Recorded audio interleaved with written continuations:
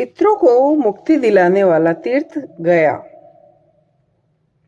आग्नेय महापुराण की एक कथा के अनुसार एक असुर था,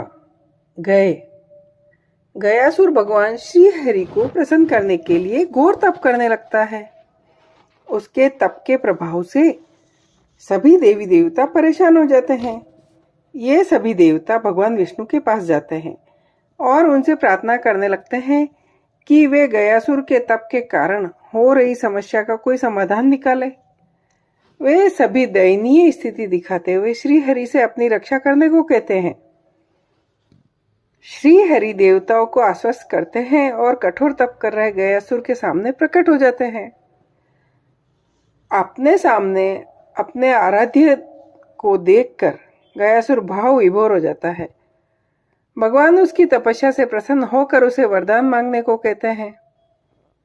इस पर असुर उनसे कहता है, भगवान आप मुझे ऐसा वरदान दें कि मैं सभी तीर्थों से भी अधिक पवित्र हो जाऊं।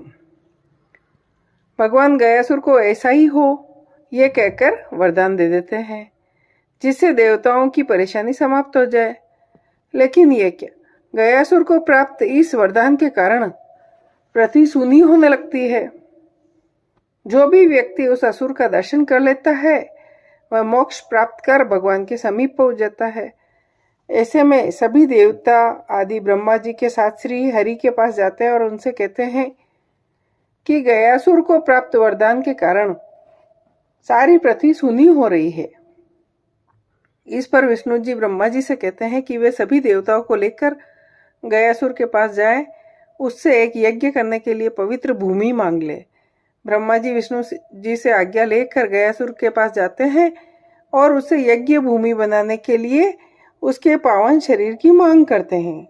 गयासुर खुशी खुशी अपने शरीर को यज्ञ भूमि के लिए देने को तैयार हो जाता है। ब्रह्मा जी उसके मस्तक पर यज्ञ आरंभ करते हैं और जैसे ही यज्ञ में पूर्णाहुति देने का समय आता है तो गयासुर का शरीर चंचल हो जाता है और वह विचलित होने लगता है। यह देख भगवान विष्णु धर्म को बुलाते हैं और उनसे देवमयी शीला को गयासुर के शरीर पर रखने को कहते हैं। देवमयी शीला और कोई नहीं, धर्म और उसकी पत्नी धर्मवती की पुत्री धर्मव्रता है। धर्मव्रता का विवाह ऋषि मारीची से हुआ। अज्ञानवश ऋषि मारीची ने अपनी पत्नी को सेवा से विमुख होने के कारण शीला होने का श्राप दे दिया था, परंतु कठोर तपस्या से धर्मव्रता ने श्री हरि से यह कहकर इस शाप को वरदान में बदल दिया। जब श्री हरि के कहने पर इस शिला को गयासुर के शरीर पर रखा तो उसके बाद भी गय का शरीर हिलता रहा। यह देख अन्य देवताओं के साथ रुद्र और ब्रह्मा जी भी उस शिला पर जा बैठे, लेकिन शिला का हिलना बंद नहीं हुआ और देवताओं को भी अपने साथ हिलाने लगा। इसके बाद सभी देवता परेशान होकर विष्णु की शरण में पहुंचे। गयासुर के शरीर को स्थिर रखने में उनसे सहायता मांगने लगे। देवताओं की प्रार्थना सुनकर श्री हरि यज्ञ स्थान पहुंचे। वे अपने गदाधारी रूप में वहां पर शीला और असुर दोनों को स्थिर रखने के लिए विराजमान हो गए।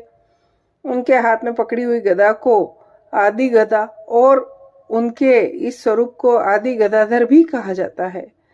श्री हरि के वहां स्थित होने पर गयासुर भी स्थिर हो गया। उसने देवताओं से कहा, उन्होंने इतना उपक्रम क्यों किया? अगर भगवान श्री हरि उनसे कह देते तो वह पहले ही अपना शरीर स्थिर कर देता। अब क्योंकि उस शिला से दबाया गया इसलिए उसने देवताओं से एक वरदान मांगा। इस पर देवताओं ने कहा कि क्योंकि तीर्थ स्थान के लिए उसका शरीर को स्थिर किया गया है, इसलिए सभी देवताओं के साथ श्री हरि, ब्रह्मा, शिव तीनों यहाँ निवास करेंगे। इस स्थान की प्रसिद्धि सभी तीर्थों से बढ़कर होगी और पितर आदि के लिए भी यह क्षेत्र ब्रह्मलोक प्रदान करने वाला होगा।